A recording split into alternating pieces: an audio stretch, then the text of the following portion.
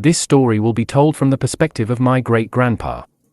I am a 34-year-old male living in a rural town in New Mexico.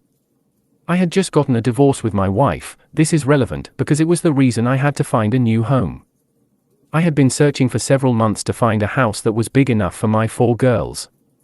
Money was tight for me because of the divorce, so it took me a while. As soon as I was about to lose hope in finding a house that could give me and my girls enough space, I found one. It was a big house in the middle of nowhere. Taking them to school wasn't a problem because the girls would spend time at my house during weekends and breaks. I bought the house and I can't deny it, it was a little nerve-wracking to be living so far away from the nearest town. At the same time, during the daytime it was peaceful and so quiet. This peacefulness from the daytime helped me get over my recent divorce.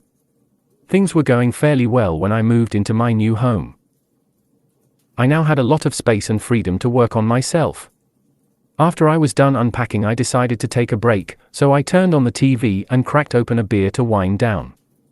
I then started to drift off until I heard a loud bang.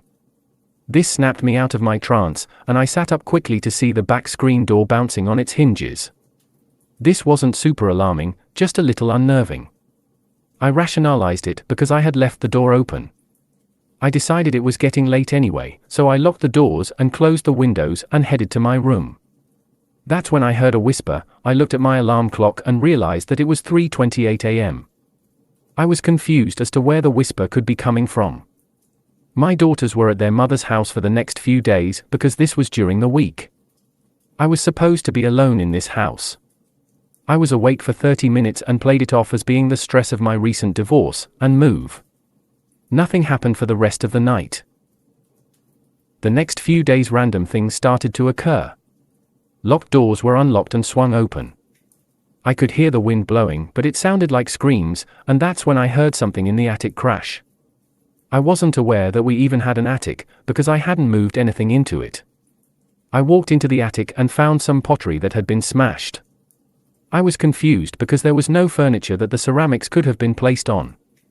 It was just an empty room with the smashed pottery. I cleaned it up and locked the attic. I was now becoming more concerned for the weekend to approach because my daughters were coming. That day I decided to take my car into town to buy some sage. I thought that it was possible that there could be negative spirits and energy inhabiting the house. I saged the entire house, seeing it would do anything. It had worked for a few weeks and my daughters had enjoyed me finding my own place. My youngest daughter was 2 at the time and my oldest daughter was 10. Things soon reverted to their previous ways, with locked doors opening and the sounds. The only thing was that this time it would feel as though the room was spinning, and I was always nauseous. I tried to sage again, but it just seemed to make things worse. With this issue arising, I had been looking to move out, getting out of the rural countryside. I had found a house that was much smaller but was in a town. I told my daughters to come over one last time because I was moving yet again. That night things were strange. I had put my 2 youngest daughters to bed while my 2 eldest daughters and I watched Disney movies. After the movie was finished, I put them both into bed and tucked them in. I wanted to relax for a while, so I turned the TV back on to watch TV. Then I slowly drifted off to sleep.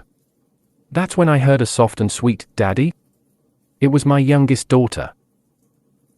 I asked her what she was doing, but she didn't answer.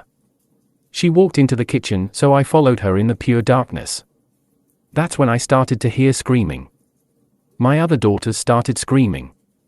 I ran into their rooms to find them all in deep sleep. That's when I heard more screams from the kitchen. It was my youngest daughter. She stood there with a blank expression, mouth hung open, and eyes wide.